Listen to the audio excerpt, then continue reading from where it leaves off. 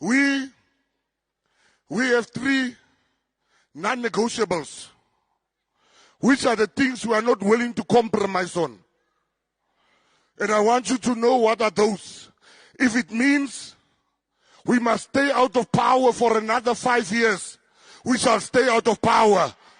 Because we are young. We are not 72 years like Helen Zeller.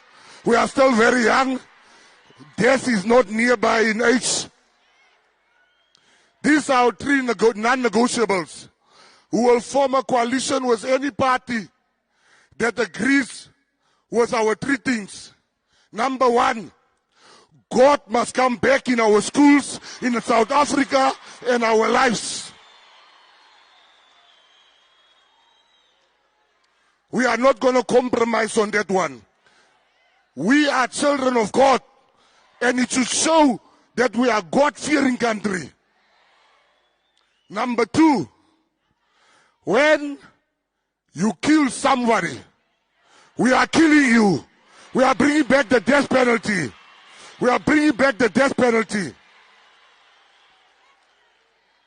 Number three, the Patriotic Alliance shall never form a coalition with any party that does not agree with mass deportation. Abahambe!